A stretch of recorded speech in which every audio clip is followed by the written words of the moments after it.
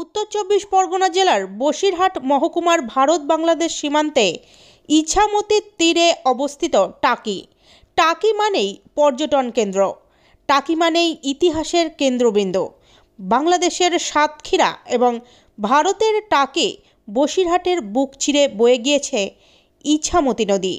আর এই ইছামতি নদীকে নিয়ে রয়েছে নানান ইতিহাস, রয়েছে দুই বাংলার বাঙালিদের আবেগ, যেখানে সারা বছরে পর্যটকের ঢল নেমে থাকে।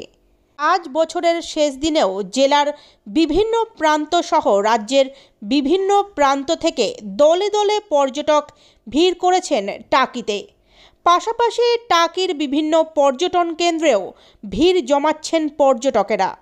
ঘোরাফেরার মাঝখানে চড়ুই ভাতি করে পেট পুজো সেরে নিচ্ছেন টাকিতে বেড়াতে আসা পর্যটকরা। অন্যদিকে দীঘায় বর্ষবরণের প্রস্তুতি তুঙ্গে, পর্যটকের ঢল নেমেছে সৈকত শহরে। বর্ষবরণের আগে সেজে উঠেছে দীঘা। বাঙালির গোয়া বলে পরিচিত দীঘায় উপচে পড়া ভিড়। দীঘার প্রত্যেকটি স্নানঘাটগুলোতে সমুদ্রে স্নানে মেতেছেন পর্যটকরা। নতুন বছর সেলিব্রেট করার জন্য সাজো রব দীঘায়। বছরের শেষ দিন ও নতুন বছর সেলিব্রেট করার জন্য আনন্দে মেতেছেন পর্যটকরা। জেলা ছাড়িয়ে শহর এমনকি দেশ বিদেশের বহু পর্যটক এসেছেন দীঘায়। দীঘা সেজে উঠেছে নতুন রূপে, নতুন সাজে। প্রচুর পরিমাণ পর্যটক আসার জন্য দীঘা থানার তরফ থেকে বাড়তি নজরদারি চালানো হচ্ছে। ওল্ড দীঘা, নিউ দীঘা সহ সমস্ত সমুদ্র ঘাটগুলোতে নুলিয়াদের মোতায়েন করা হয়েছে।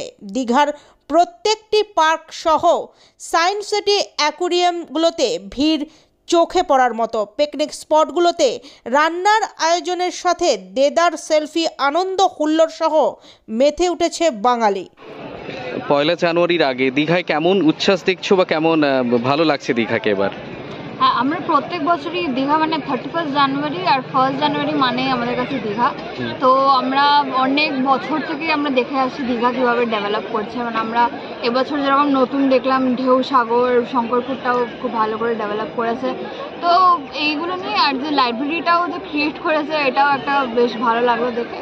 তো ওভারঅল দীঘাকে খুবই ভালো লাগছে। ভিড়ও বাড়ছে এখন, মানে বছর যত কাটছে ভিড়ও বাড়ছে।